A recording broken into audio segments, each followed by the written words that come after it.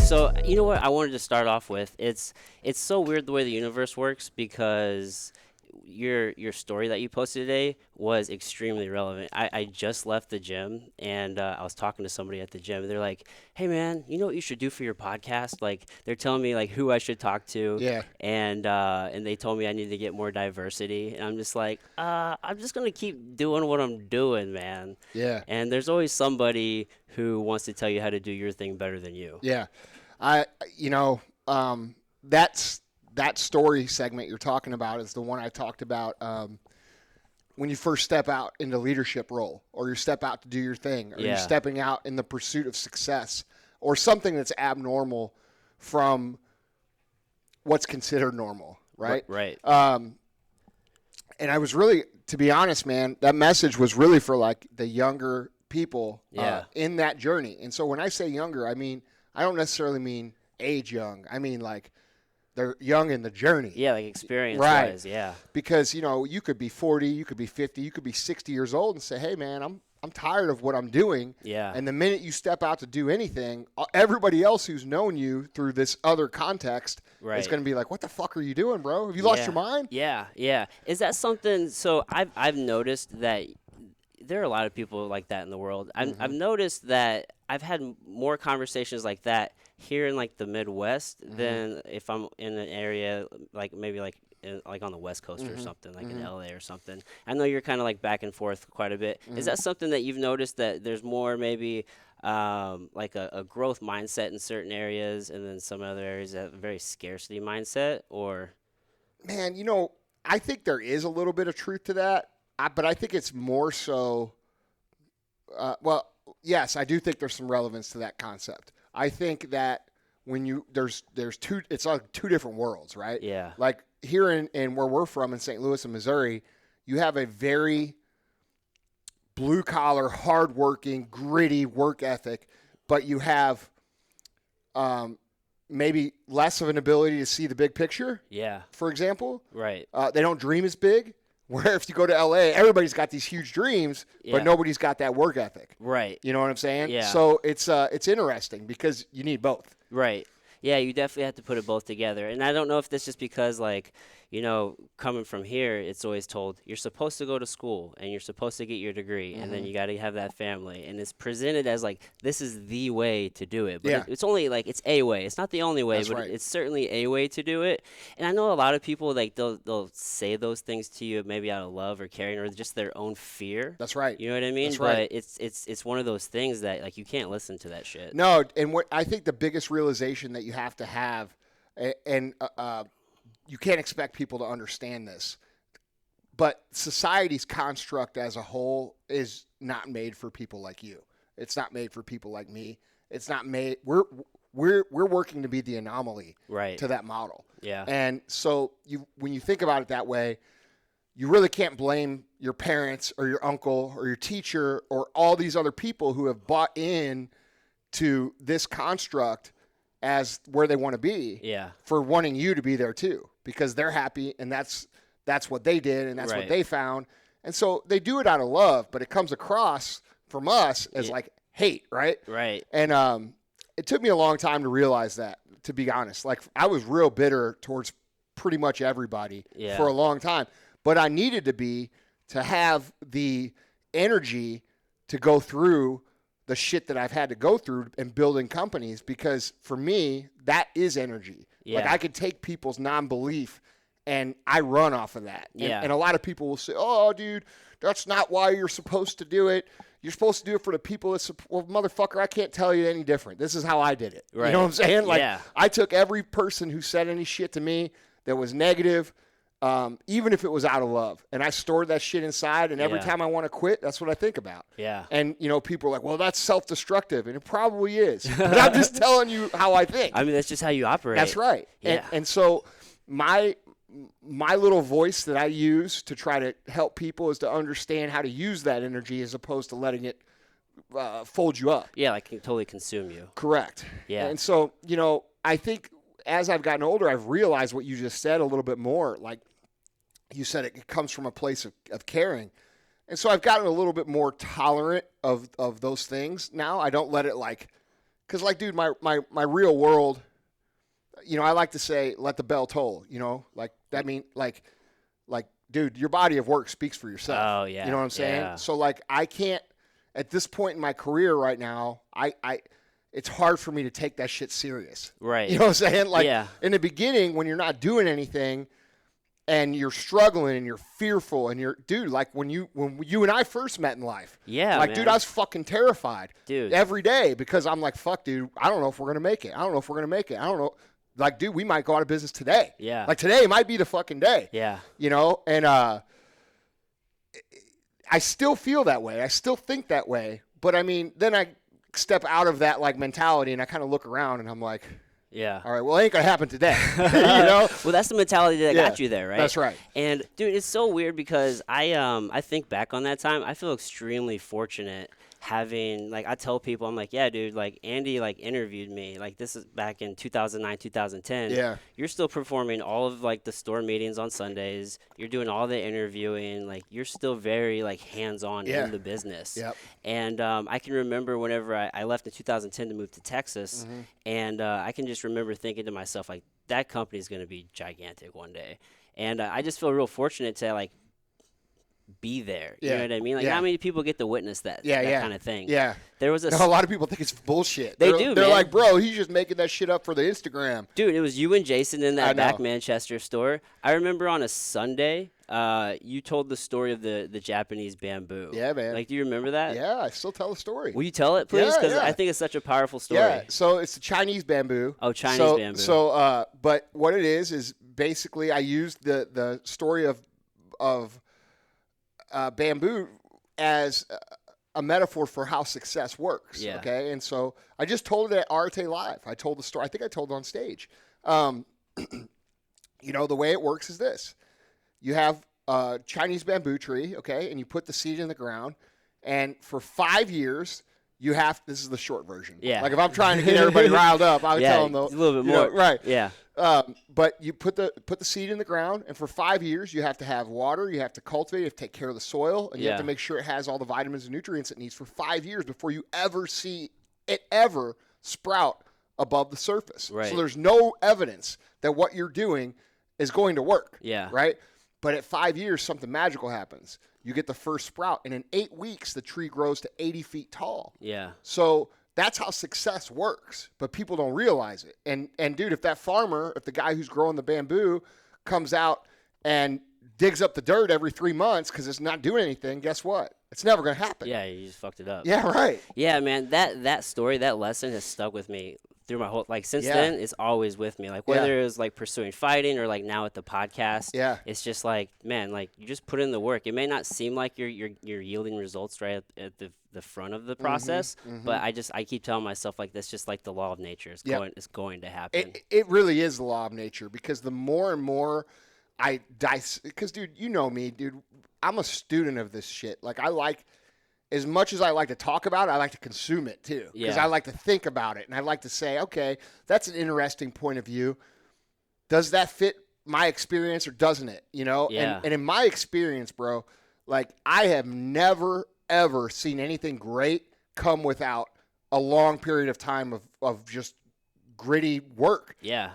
It's just never happened. Yeah. You look at someone who's changed their physique, or they become a successful entrepreneur. Yeah. Or they've become a successful jiu-jitsu. Yeah. This is a lifetime commitment, bro. Yeah. You know what I'm saying? So, that's what people fall in love with, the glory story, right? Because that's what we're told. We're told all this shit all over the media all the time, man. We get the stories fed to us of overnight success, or lottery winners, or people who came up with an invention and they it went crazy and went viral, or with social media now, it's everybody's trying to do the viral video. Nobody's trying to do the bunts and the singles that really help people. Small ball. Right, exactly. So, we live in this society now where everything is just instant gratification. And so everybody, it's not a sexy story to sell, right? Right. Hey, dude, guess what? It's going to suck for 5 fucking years before you get any breaks. Where do I sign up? Yeah, right. No one's signing up for that shit. You Right. know? But if you think about it, 5 years isn't that long. No, not at all. It goes by quick, but it takes it takes us being a certain age to realize how quick. Like when you're 20 years old, 5 years is an eternity. Right. When you're 30 years old, you're like, fuck, dude, I was 25 yesterday. Right. When you're 40, you're like, fuck, I was 20 yesterday. It's just like, where'd the time go? Yeah, bro. Yeah, I think there's like an explanation for that, right? Because you're basing that off of like your total life lived, right? So when you're younger, a month is a higher percentage of your life than when you're like 40 or 50. It's all relevance. Yeah. Yeah. Everything's relevant. Right. Now you mentioned something. Recently you just had the Arete Live event. Like, how was that? Like, It was cool. Yeah, man, you had a whole bunch of people coming from out of town. Yep. What made you want to transition into really doing more mentorship and the like, personal development? Yeah. Dude. You know what, man? It kind of found me.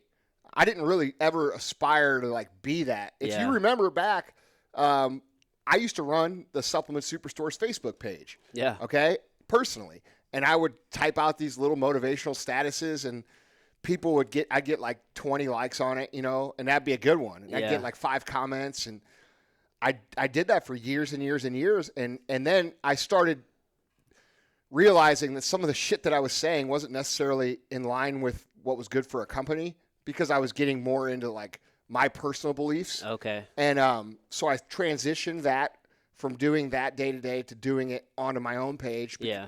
Because some of the stuff I say is polarizing, right? Right. And people, they wouldn't shop with us because like of the shit I was writing on the page.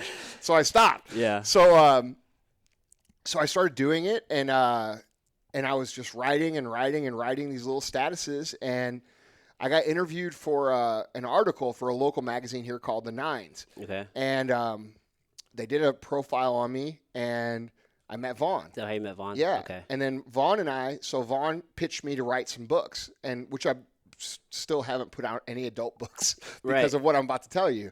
But we started recording interviews for the books. So he would interview me on the subject, and then his job was to go write the shit and then give it back to me and edit it. Right. He's a ghostwriter. That's what they Okay. do. Yeah. So we did it all through audio.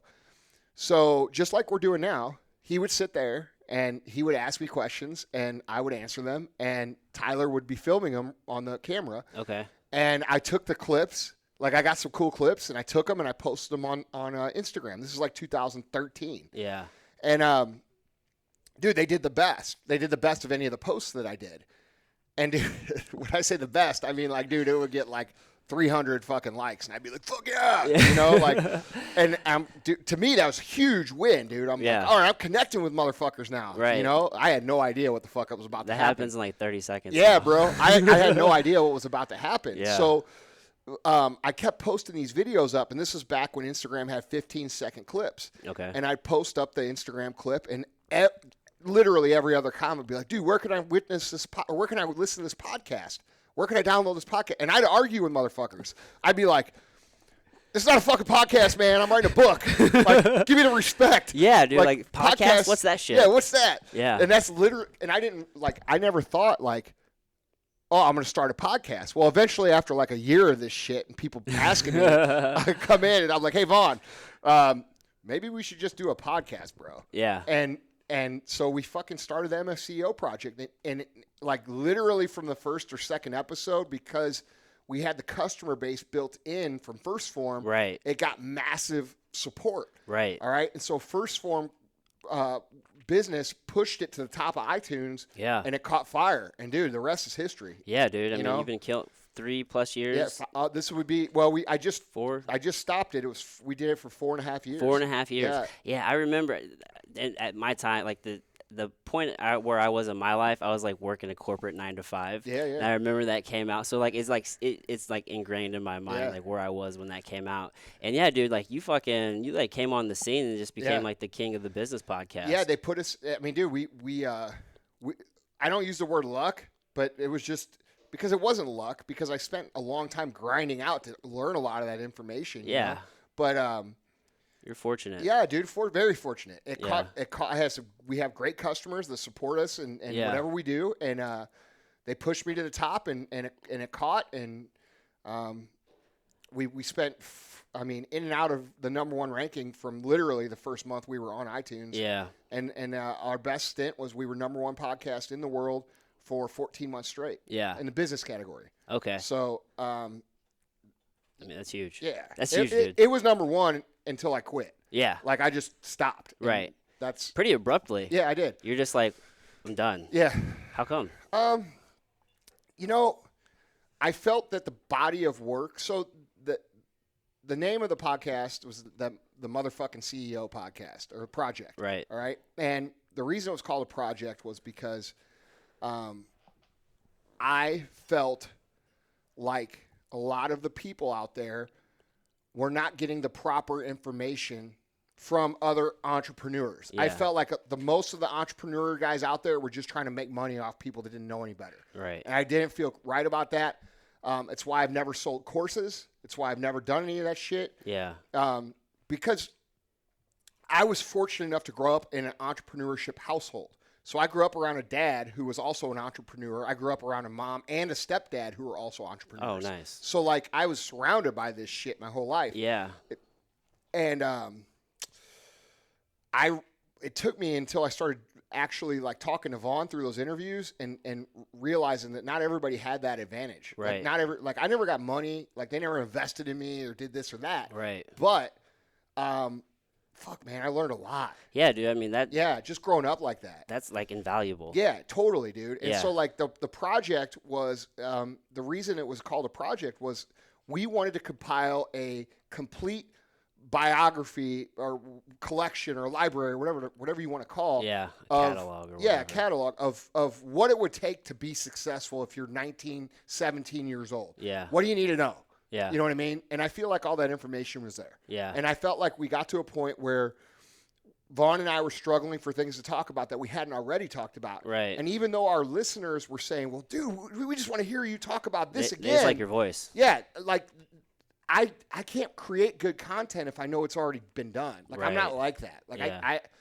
I'm not wired in a way where, like when I go talk, I never give the same talk twice. Yeah. Where all these other motherfuckers are doing the same shit and they're getting paid to do it. That's fine.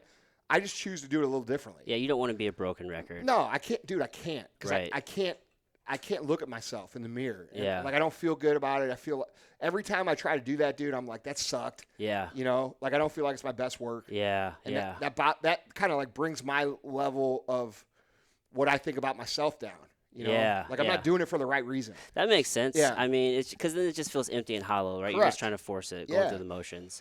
And, because you have so much information out there, it took me, I actually had to do 75 hard until I actually felt comfortable to even, like, talk to you because. That's crazy. Well, because it's because, I'm not the type of person who just goes and just asks to ask questions. Like, so many people, like, they'll ask you something that they can Google themselves. So I'm like, well, all the information is here. Like, if I have a question, I can literally just go to any episode and listen to it. Yeah. But then, like, dude, I'm doing 75 hard, and, like, I had, like, so many different insights. And to your point earlier, talking about, we have that energy bounce, right? Like, there's that good and there's that bad, that dark and that light. Yeah.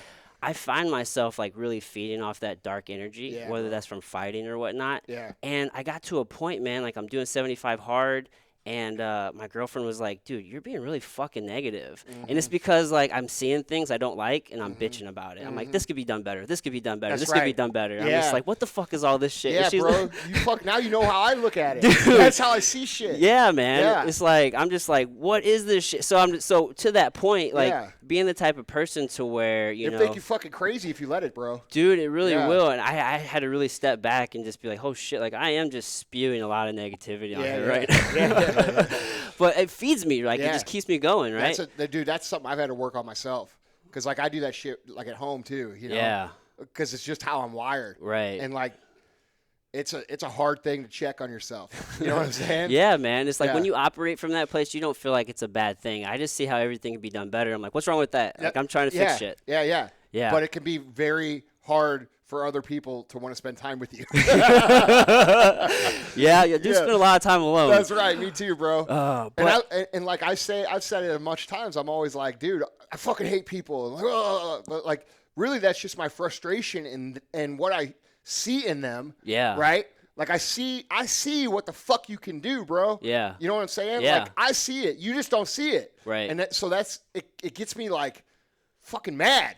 You know? Yeah, man. Like you just want to do it for them, but you know you can't. Like a lot of people, dude, they're like, oh, dude, Andy, you never smile, you never laugh. And motherfucker, I'm laughing, smile all day. I'm a clown. I fuck with everybody, you know? But like, dude, when it comes to your life, I take that shit serious. Super serious. Yeah. Anytime somebody tells me something that they want to do, I'm like, all right, dude, well, you're going to do it every day, right? You're going to do this, this, and this. Yeah. And then you can start immediately once you start giving them that feedback. They're like, oh, I don't want to do all of that. I didn't think it had to be that much work. Yeah. You know what I mean? No, it fucking is. It is. Yeah. It's all that work. And if you don't do it, it's going to be that much more later. Yeah. Right? Now, one thing I've noticed, I feel like you've kind of like gained a perspective, and this is just from the outside looking in, of like, at least for me, I feel like empathy is super important, or at least just like being able to make a connection with the person. Yeah. And when you operate from like that negative energy so much, it can be kind of hard because you're just like, man, people fucking suck. Yeah. Like they don't want to do shit. Well, fuck them, right? Yeah. But it's like, how do you like try to strike that balance, right? I mean, that's such a good question, man.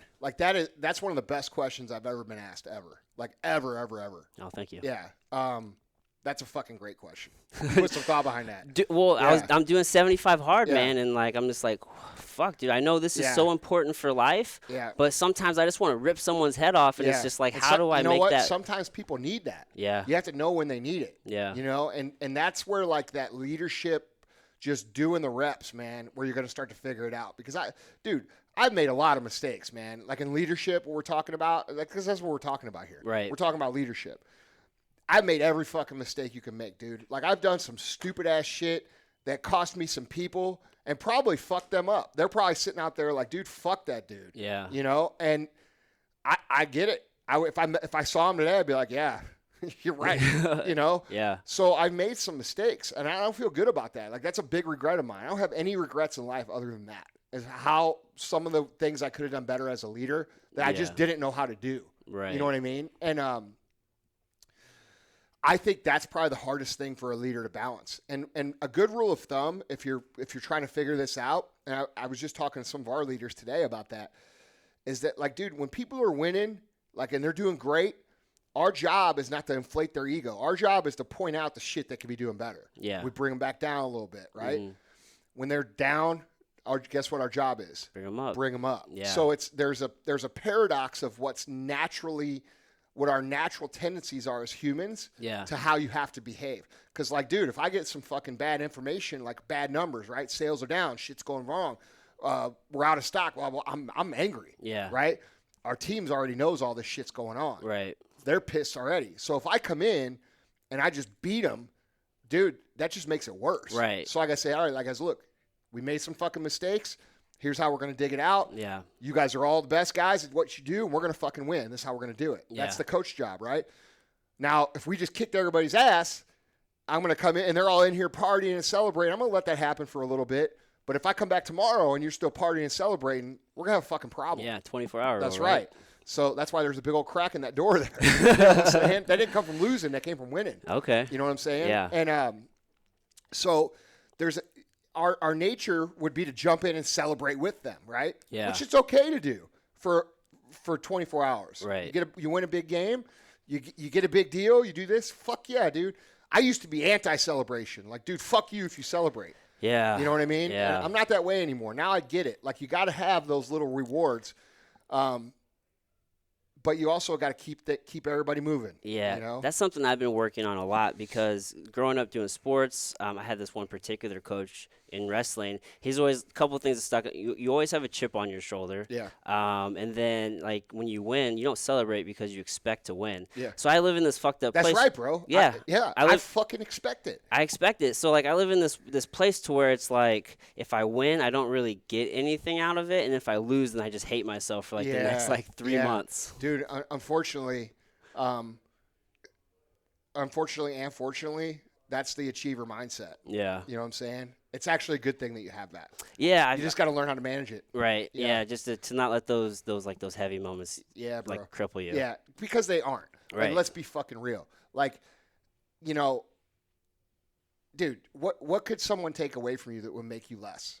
I can't really think of anything. Nothing. Yeah. Right. Me neither. Yeah. I'm not attached to anything. Right. Like, dude, people think like, because I like cars and I have some cool cars. Yeah. They think like, oh yeah, fucking, he's all about that or this. But what they really don't know is I don't give a shit about any of that. Yeah. I care about winning. Right. You know what I mean? That's just the byproduct. That's it. That's just a byproduct. And you take all that shit away, I go back to sleeping in the fucking store like I did from day one. Guess what? I'm still going to be happy. Yeah. Because I enjoy the process of doing it. Yeah. You know what I mean? Like Mm-hmm.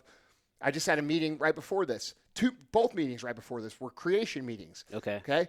That's what all those scribbles are on the glass. Okay. Like I love making a plan and figuring out how we're going to win. Yeah. Like I just fucking love it. Right. So like I don't need anything else other than that. I really don't need, like, dude, I'm wearing fucking free sweatpants and a free shirt. And Yeah. like this, no watch, no flexing. You're super like, comfortable. This is what I roll, dude. Yeah. So, like, take all the shit away from me. I'm still going to be loving what I love, which is to create, bring people together, Yeah. do positive shit, and help people win, you Right. know? So when somebody can't take anything away from you, what do you got to be upset about? Nothing. Right. Yeah. Yeah, I've noticed that. So I'm a little over a year into the podcast now, and when I created my vision board when I started this out, I had you, Ben Newman, and one other guy on the podcast. I've got 2 of the 3. Yeah. So I got to like re-up this. Did you get Ben? Yeah, I got Ben. Ben's a stud, man. I sat down with Ben a while ago. Yeah. He's one of my favorite fucking people. Period. Yeah. Yeah. It was Probably the most underrated guy in the space, in my opinion. People don't realize how big he is. No, he's, first of all, in the corporate world, he's huge. Yeah. In the athletic world, he's huge. In his ability to talk about great shit, he's better than everybody else. Yeah. It's just that he hasn't caught it on. People don't know yet. Right. It's a secret. It is. Yeah, they're going to know, though. I didn't find out about him until your podcast. Yeah. And then I started following him real heavily, and I'm just like, yeah, dude, Ben's just like a super good guy. He is a great dude. Yeah, like met him, like gave me his number, and he's like, yeah, dude, if you need anything, let me know. I'm like, who does that? Yeah, and he's fun too, bro. Like some of these motherfuckers out there, they try they try to put on the play, like, oh, I'm such an enlightened, great human. Yeah. Blah blah blah blah blah. Ben's a human, dude. Right. Like he gets struggles. I have struggles. You have struggles. Right. Like half of these motherfuckers, they talk like they're made out of steel and 10 feet tall. Right. And it's like, dude, you're not serving anybody by acting like that. Right. You're making the gap worse. Right. You know what I'm saying? That's demoralizing to these kids that are fucking just starting out. Yeah, dude, because in the beginning, like, you don't, like, you're not where you want to be at. Right. And if you're trying to make money, like, you're not going to be making much money. Like, I'm not making much money right now. No. And sometimes I wonder, even like once I do start making money, I always wonder, like, will I even ever feel successful? Yeah. Like, I don't know. I don't. If I will. Yeah. Yeah. But you don't tie your success to money, probably. No, I mean, I feel like that's one piece of the puzzle. I would like to solve that piece of the course. puzzle, right? Yeah. But then after that, it's just like, that's why you see people with tons of money who are miserable as That's fuck. right. Yeah. That's right, man. So what have you done? Well, that's because they've achieved the outcome, bro. Yeah. Like if the outcome is like everybody like all these Instagram ballers, they like to talk about what's your number, what's your number, what's your number. Yeah. There's a great line in the movie Wall Street, Money Never Sleeps. Oh yeah. Where fucking the kid is asking Josh Brolin, what's your number? What's your number? And he goes, more. More? Yeah. Oh, But see, dude, there's 2 parts to that. 99% of the people are going to see that as greed, which is supposed to be portrayed as greed. Yeah. Right? But there's another way to see that.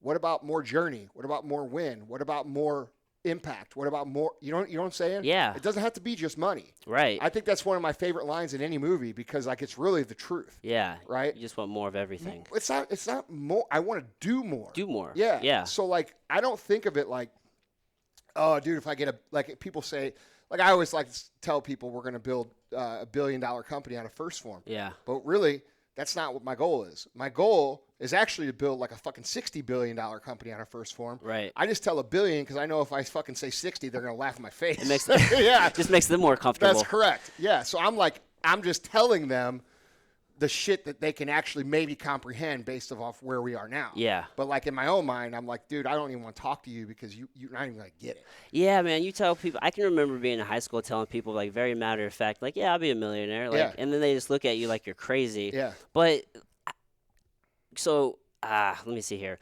Growing up backwoods Missouri, like on a dirt road. Like that's where I come from. Yeah. And I grew up around a lot of scarcity mindset. Like people, like they talk about people. There's a lot of gossiping. There's money's bad. You know what I mean? Like why do you need money?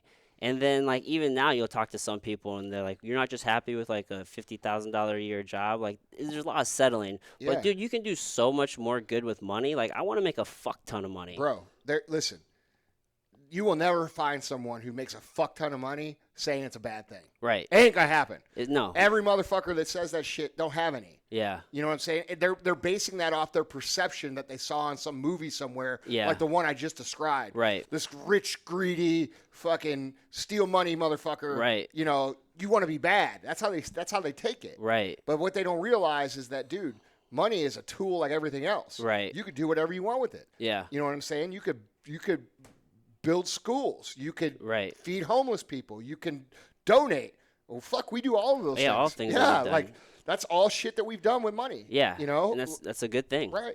Yeah, man, that's a good thing. And then dude, the world needs success, bro. It doesn't work without it. Absolutely. So if the world needs success, why shouldn't it be you? Right.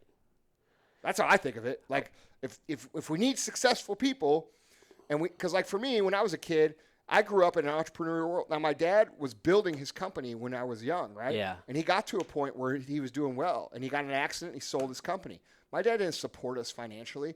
My mom built this huge company and fucking lost it. I watched him lose it over the course of 2 years. Oh, wow. Yeah, I don't talk about it very much because it's an embarrassing thing, but to be completely honest, seeing that happen was the best thing that ever happened to me because now I come to work every day, and I'm like, fuck, dude, if that can happen, it can happen to us. Yeah. You know what I mean? Yeah, like you witnessed it. At home. Yeah, bro. So, like, that's where people don't realize. They're like, why is he so like this? Why is he intense? Why is he this? Because I've seen it go. Right. And I see how fast it can go. Yeah. You know what I mean? And I don't ever take my foot off the throttle because I can't. Yeah, I mean, I feel like if you're not moving, you're dying. Yeah, for sure, bro. Like, those are the two options. But to your point about the scarcity, man, that's just most people. Yeah. Because, like, you got to remember, if you've only got 1 or 2% of a room, that means there's 1 or 2 people in a room of 10 people. Yeah. Okay. Well, whose voice is going to be louder in that room? Oh, the other 9 or and then the 8 or 9. 8 or 9. That's yeah. right. 100% of the time. Yeah. Not 80% of the time. Not fucking 10% of the time. Yeah. 100% of the time, those 8 people are going to be able to push their narrative out. And it's going to be louder than this 1%. Right, and that's the issue that you see with everything today, that's whether right. it's politics or you got the assholes on either side is whoever's the loudest. Yeah, that's right. Yeah. So when you're in the beginning of the journey, like what kept you going? Because like, so knowing what you know now, you know money was on the way, right? But it doesn't feel like it in the moment. Like you know, when you're making $695, you know, after already doing this for 10 years, you know what I mean? Like what keeps you going? Dude, you know, well, first off, like, I just always remember all the shit people said to me, dude. Yeah. You know what I mean? Like, I still remember it. Like, people make, like, those little quips that they don't really even know they're saying. Yeah. That's the shit I remember. Yeah. You know what I mean? Like backhanded compliments. Yeah, but they don't even give it a second thought. Like if I said to them, yeah, dude, in 1999, you fucking told me that this was not going to work. And they're like, I never said that. I'm like, I always believed in you. You fucking did say that. You said that on this day at this time, motherfucker. Yeah. Like, I remember that shit. Yeah. You know what I mean? Mm-hmm. So that long list, I still remember it. And I don't judge people on that because, like, dude, if somebody said it to me now, I'd be like, yeah, probably not going to make it. You know what I'm saying? Right. About me, I would say that. So, like, I don't judge them anymore, but, like, that was a big part of it. And I think the other part that we got about 10 years in, and, you know, we weren't making any money, bro. And so, like, the goal of any business is to what? Make money. Make money, yeah. You know? And Chris and I had to have a real conversation. It's like, hey, are we going to really keep doing this, or are we going to try to do something else? Yeah. And so we sat down and we talked about, you know, well, we could go work construction, or we can do this, or we can do that. And the one thing that kept coming back was that we enjoyed about what we do here is that this is one of the only, like, we literally took out a piece of paper, dude, and, like, said, okay, these are the good things. Pros these are and the bad. cons list. Yeah, for sure. And the one thing that kept coming up, man, was, like, the fact that we were in a business where people could come in and in 6 months come back and be a completely different human and be incredibly like changed and be thankful and like have tears in their eyes and thank you so much for all like that shit was awesome. That's bro. life-changing. Yeah, and we both made a decision. We're like, dude, you know what? We might not ever make money doing this, but you can't do that anywhere else. Like, where can you get that? Like, true. Not many places. I mean, I know there's other places, right? But it's just very rare. And so we were like, fuck it. You know what, man? We got everything we need. We're making enough money to live. We do cool shit. Like, we still go to the river and fucking. This is shit we still do. Yeah. You know, like we go to the lake or we go here. Or you know, the little simple shit. Right. You know what I mean? And we're like, fuck it. You know, that's cool. We'll do that. And, but let's focus on trying to create as much of that as possible. Yeah. And dude, the minute we fucking started focusing on that, everything changed. Right. Business changed. We grew 100% 5 years in a row. We started new companies.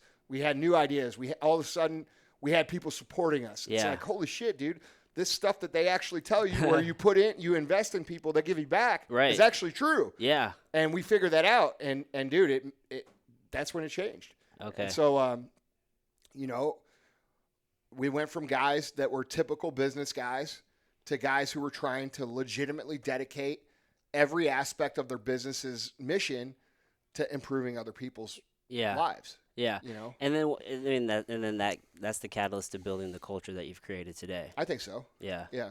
I mean, you can look around, dude. It's like everybody's like on the same like the same path, it seems. Yeah, for sure, bro. Yeah. I mean, dude, it's you know, like when you were working at the company, you know, we were still in that like I had to sell everybody phase. Yeah. You know what I'm saying? Like, it's like, hey, bro, you don't want the yeah, don't fucking leave, bro. Stay. We're gonna do like this come shit. on, dude. Yeah. Like and so that's like you know, but now we have enough critical mass and just enough people to where it's no longer I don't have to sell it like everybody's selling it you know because it's true it's real like you've created that momentum already right now. It seems like that mindset is that what transitioned you or not transitioned you but kind of led you into developing 75 Hard, you know, like just sort of, man, like or what did so it kind of came together. It was part purposeful and part accident, like most great shit. Yeah. You know? You're on the toilet. Just right. Fuck, bingo. Yeah. Well, no, dude. Like I've struggled with depression my whole life. Like ever since I can remember, dude. Like I can remember being 14 years old and seeing those commercials on TV for antidepressants, right? Yeah. And like they would say like, if you ever have thoughts of suicide, you know, call the doctor immediately or whatever. Yeah. And I'm like, fuck, dude, doesn't everybody have that? Like, that was just what I thought. Yeah. Like, I never realized, it never dawned on me that it was just me. Like, I thought everybody thought that. Yeah. So I'm like, and so I used to have like this jaded, like almost like you're a total pussy mentality when it came to depression. Because I'm like, fuck, dude, I fucking think that shit. You're just being a bitch. Yeah.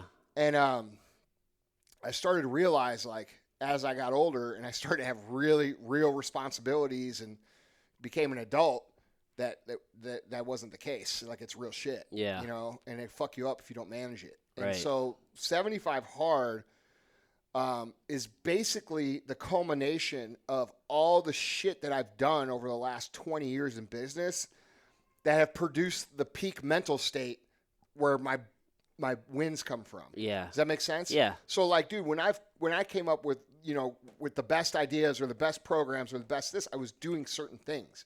What I was doing were the aspects of what I was talking about in 75 Hard. Right. Right. Yeah.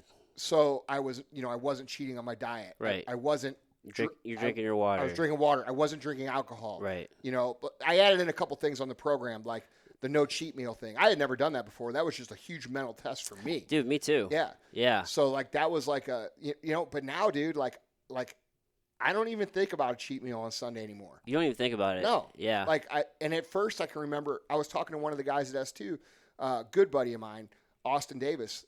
We were talking. And he's like, dude, we were talking. I can remember talking to the first week of 75 Hard, and I had a group text going. and I'm like, what's going to be the hardest part? And he's like, bro, I've never made it through a week without having a cheat meal. I'm like, fuck, me neither, bro. So it is going to be hard. Yeah. Yeah. And so him and I kind of helped each other through that. And really, after like 20 days, it's no big deal. Yeah, it's not that bad. Yeah. I do. So I don't really have like a very like carbohydrate like heavy diet. I do processed carbs anyway. I Yeah. do potatoes and rice and Yeah. different things like that. But really, what that for me, like whenever like I hear that, it just makes me think of like after a certain time, like you influence like your gut microbiome, and then you only want healthy foods. That's right. You know what I mean? Like, and dude, 21 days. 21 days. What people tell people about habits. Dude, 21 days, you start a new habit. No, 21 days is when you start to have the habit. Yeah. Right? And it's been sold by all the personal development people as, oh, after 21 days, you'll be a new person. Quick Motherfucker, fix. no, you're not. No. But you will after 75 days, though. Dude, yeah. Yeah. I still continue like much of those every day. Yep. For me, dude, it's the 10 pages a day. Yeah. Is where like Change your life, man. dude, yeah. It's just chip away, and Yeah. before you know it, man, it's just like holy shit. You know a whole bunch of shit you didn't know before. Yeah. Yeah. Yeah, man. It's just such a solid program. Yeah. Thanks, bro. And that's also why I didn't like say you have to follow X diet or X training. Yeah. Because, dude, I wanted to fit into every trainer's protocol and every coach's protocol. Yeah. Because those guys, everybody wants to do their own little thing. Well, that's cool. Yeah. You could do that with this. Right. You know what I mean? I wanted it to be inclusive. Yeah. So I didn't line out what I thought the best program was because the truth is we all got different goals. Right. Yeah. So what have you found works best for you as far as like nutrition wise? I do a 4-day carbohydrate rotation, cyclical keto type diet. Okay. So it's like I'll have a 1 day of high carb, 2 days of moderate carb, 1 day of low carb, and then repeat. Okay. Yeah. And Yeah. That's what works best for me. Okay. Yeah, I always want because dude, you're looking jacked. Yeah. Thanks, bro. You know what I found? I found that phase 1 was actually like tougher than than 75 hard. Dude, did you roll straight through? No, I didn't. That's why it was hard. Yeah. So I rolled straight through. Yeah. And it was no big deal. Dude. But like anybody who stopped and had to go back is like, fuck, this sucks. Yeah, like, dude. Yeah. Well, for me, it was like the cold showers, man. Yeah. I'm just like, I don't like this cold. I went and I bought a deep freeze and I turned it into a cold plunge. Yeah, there you go. Yeah, man. Yeah, that's cool. That's actually a great thing to do too. Yeah. It's just like a good biohack. How long do you do it? 5 minutes. Yeah. Sometimes I started. Have you ever done cryotherapy? Yeah. So like that's usually 3 minutes. So that's kind of like my introduction to cold, and like I do the cold showers. Yeah. But 5. Sometimes if I'm feeling frisky, I'll go up to 8. Yeah. But just you feel so energized after doing like a cold plunge. Sleep so much better too. Oh yeah, you feel great. You notice that with your sleep? Yeah, man. It helps because I guess depending on when you do it, if you do it early in the morning, it's a good way to help reset those cortisol levels and get everything going for like the day, so then you sleep better at night. Yeah, well, most people don't realize too is that we burn more calories when we're cold than we do when we're hot. Right. A lot more. Yeah. Because it's thermodynamics. So like it takes more energy to warm your body up than it does to cool it down. Yeah. So doing a cold shower and doing a ice plunge is great for fat loss too. Oh, it really Super is. Great. Yeah, you get that brown adipose tissue buildup, right. which actually burns more calories. Yep. So like, there's just a ton of benefits there. Yep. Now, are you, or not are you, but you are like working on a book now, or is completely finished, right? Yeah. Like when can folks expect that? I feel like that's like the new thing. I don't know if you really talked a lot about We're that gonna publicly. have the first book will drop in January. Okay. It's going to be a series of books? Yeah. Okay. I've got like 6 books coming. Oh, nice. I think almost all of them will come out next year. Oh, wow. Yeah. So I'm moving away from podcasting. I'm going to dedicate some time to some truly evergreen content in the form of actual books. Yeah. And then I've got this other deal I'm going to pick back up with when that's done. But, okay. But yeah, next year is all about. Just all about the print. Yep. Are you anticipating like the grind of like promoting that or anything like that? Are you going to do anything special for that? Well, no, the cool thing is like the not everybody. I'm not for everybody. You know what I'm saying? So like I don't have to market a ton for it to spread. You already have your people. That's right, and they know who their people are who are going to resonate with Andy Frisella. Yeah, and I think the books are going to be surprising to people because they are a lot deeper than some of the shit that I went into the podcast with. Yeah. You know what I mean? Yeah. So it's without giving too much away, it's more like philosophy than it is like, okay.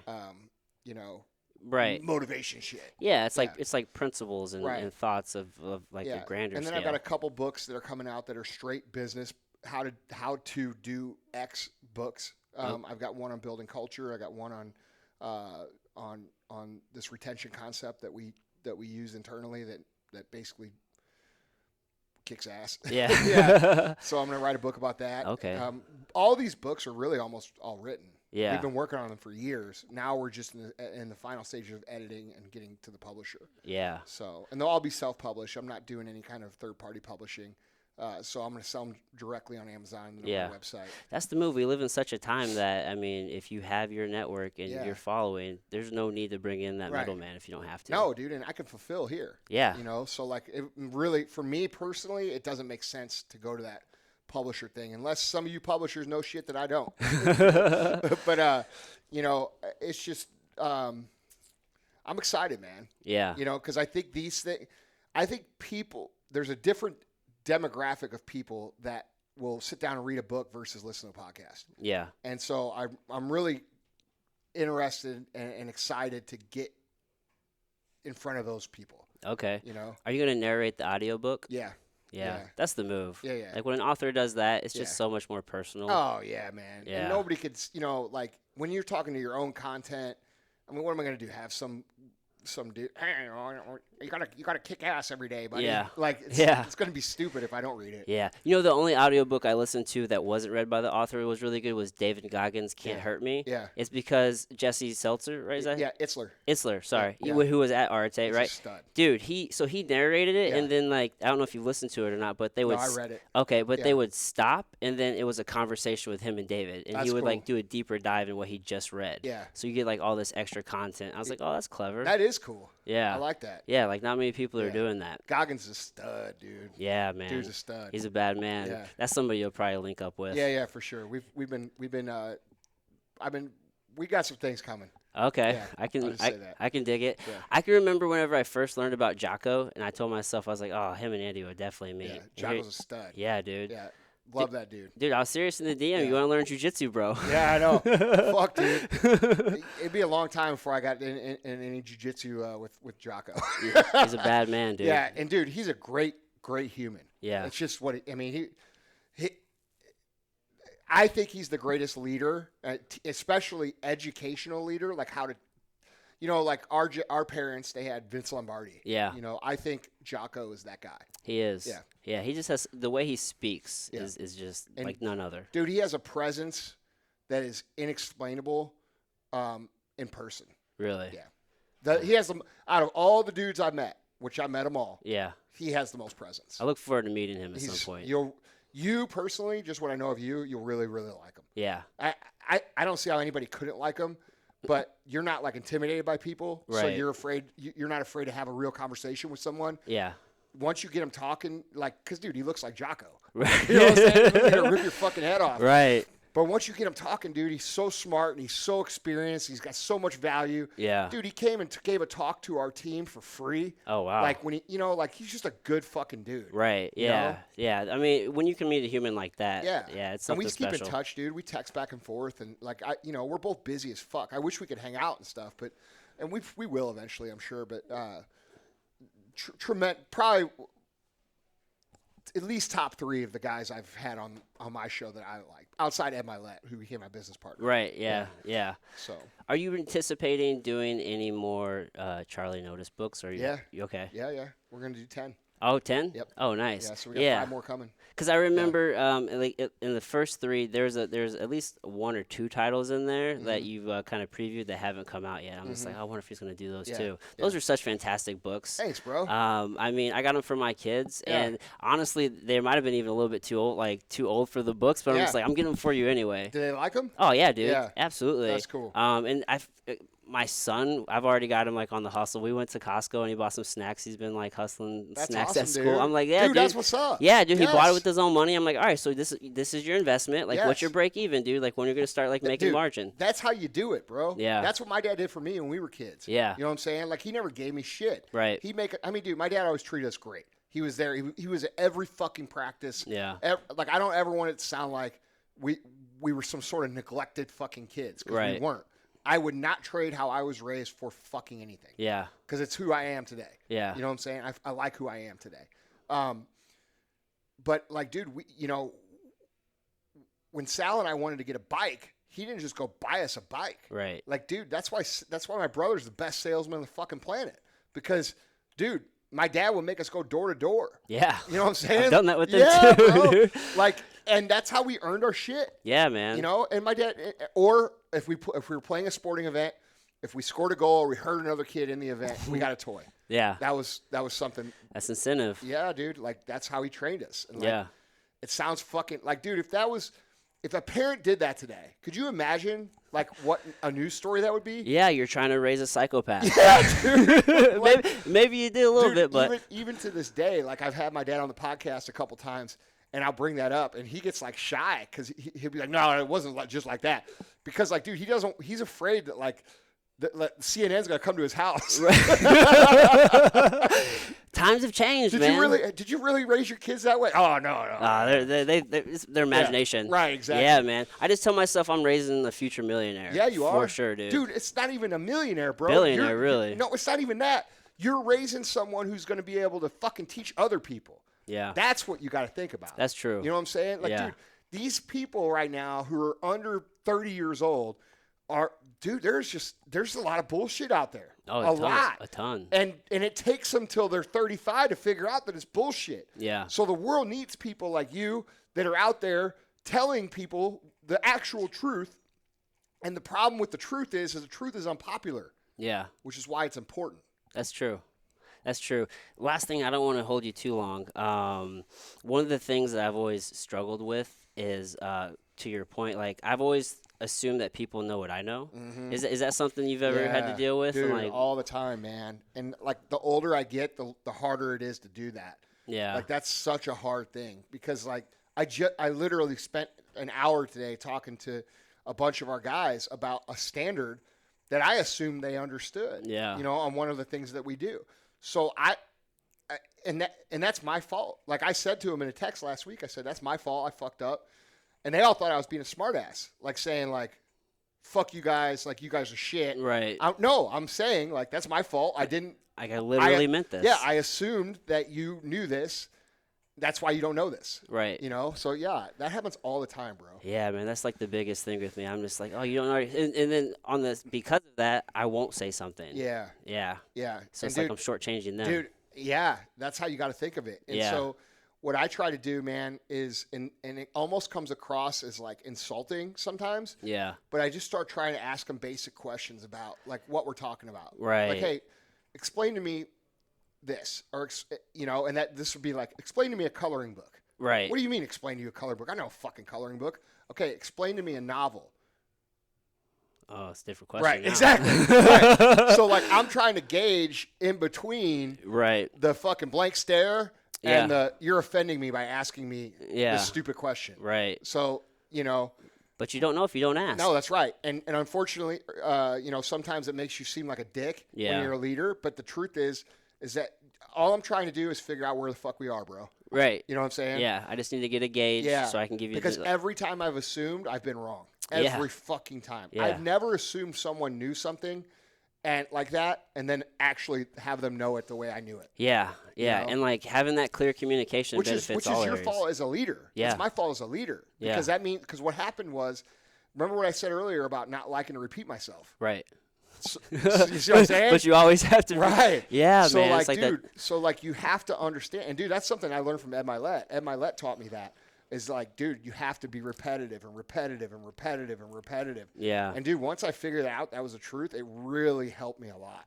Yeah. So that was something I learned from him. And you know, he's a little bit older than me, so it's really cool to have that too. Ed knows a few things. Oh fuck, brilliant man. Yeah. And a good man. Yeah, you can just, I mean, obviously I've never met him, but you can just tell, like, just the way he delivers his words. He's very caring and passionate. Dude, and that's not bullshit. That's how he is in real life. Yeah. And that's the best thing about Ed that nobody fucking knows because no one else gets to know him. Yeah. You know what I'm saying? Yeah. So, like, I know him because I talk to him literally every day. Yeah. And I'm fortunate to have that relationship, and I know he feels the same way. And dude, it's cool because I see that it's real. Yeah. You know what I mean? And it's not just some shit on the stage or on the Instagram. Because, dude, I'm going to tell you, there's a lot of people out there where it's just a show. Right. It's just a show. And once the show's over, there's somebody else. I've met some people like that. Yeah. It's just like, oh, super disappointing. Dude, very disappointing. Yeah. And like some of the biggest people who I've looked up to have been that way. Yeah. It's sad. Sometimes I feel like people like that, like they're viewed kind of big by the public, but they're really like in this middle area. They're not really the biggest. That's right. You know what I mean? Yeah. The biggest people are the most genuine. They are. Down here, you can find some genuine, but those guys are kind of in the middle. Yep. They're not really where Yep. they could be. That's the truth, bro. And that is, dude, I can always tell if someone is real about where they are in their business life by how they treat other people. Because, dude, the people who are real always treat other people the best because they understand that their whole fucking life depends on that person and that person and that person. So what do you do when you're smart?